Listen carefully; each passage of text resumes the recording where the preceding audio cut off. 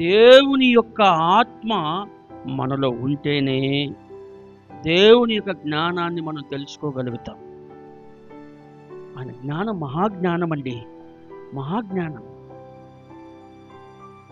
అందుకే కీర్తనకారుడు అంటున్నాడు, నన్ను నిర్మించిన రీతి తలచగా ఆశ్చర్యములేస్తున్నాయంట.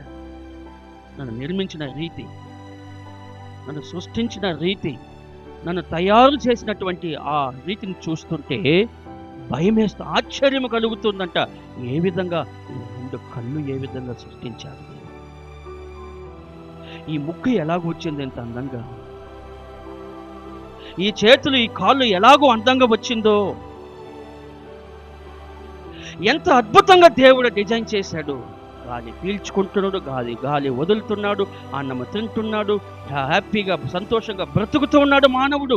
ఈ ఆకారాన్ని, ఈ సృష్టిని చూస్తుంటే నాకు మహాశ్చర్యం కలుగుతూ ఉంది. ఈ మహాదేవుని జ్ఞానము ఎంత పెద్దదై ఉండొచ్చు. ఈ జ్ఞానాన్ని తెలుసుకోరా మానవుడు అంటే, ఈ మానవులు దేవుని జ్ఞానాన్ని వెర్రితనముగా చేసుకుంటున్నాడంట, వెర్రితనముగా చేస్తున్నాడంట. దేవుణ్ణి జ్ఞానాన్ని వెర్రితనంగా చేస్తున్నాడంట మానవుడు.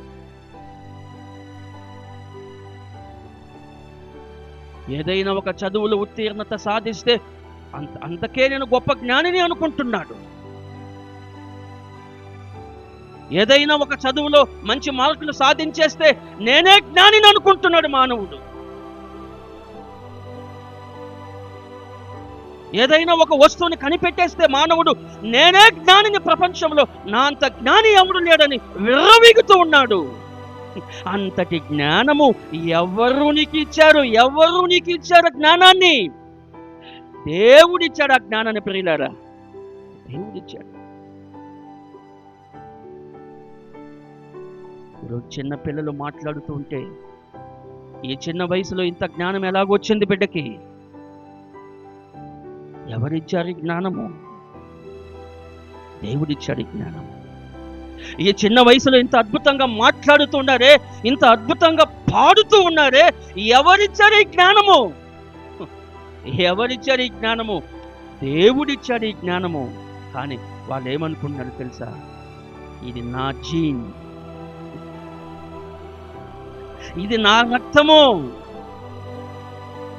నా రక్తము కనుకే నాలాగా మాట్లాడుతూ ఉంది, నాలాగా పాడగలుగుతుంది, నాలాగా బ్రతకగలుగుతుందని నా రక్తముని విర్రవీగిపోతున్నవే.